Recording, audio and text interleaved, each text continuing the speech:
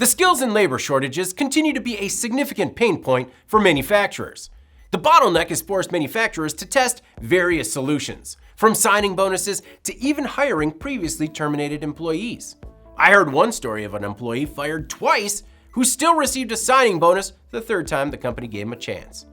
Depending on who you are talking to, everyone has a theory. A lack of interest in manufacturing, a lack of access to trade classes in schools, too much welfare assistance, and the age-old, they simply don't pay enough. Well, a rubber parts factory in Ohio recently took the $879,000 it received in Paycheck Protection Program loans to test whether or not higher wages might help solve staffing problems. According to the Wall Street Journal, Custom Rubber Corporation President Charlie Braun used PPP money to raise wages. For example, the company struggles to fill machine operator positions. So, Braun raised the starting hourly wage $4.55 an hour to $18.25, $19 an hour for the night shift. So far, things are going well. The company has added 33 new employees since January, and profit has nearly doubled for the same period during a good year, up to 6% from the usual 3%. Labor costs are now at 17% of sales, up about 5%. But when orders surged 50% in 2021, the extra labor helped Braun keep up.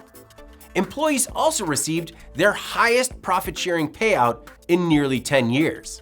However, the company's president stresses that pay raises could lead to wage compression and cause problems down the line as new hires come in at salaries comparable to long-tenured staff.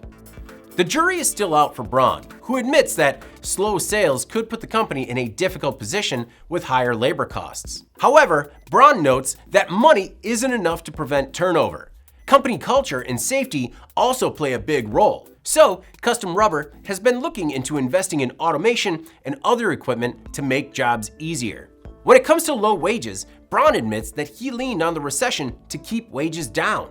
He says that the manufacturing industry is also to blame for fueling the labor shortage by keeping wages down. According to a recent study by Deloitte and the Manufacturing Institute, the manufacturing skills gap could lead to 2.1 million unfilled jobs in the US by 2030, which could cost $1 trillion in 2030 alone. The industry lost 1.4 million jobs at the onset of the pandemic. While the industry recouped 63% of them, the loss set the labor force back by more than a decade. I'm David Manti. This is IEN Now.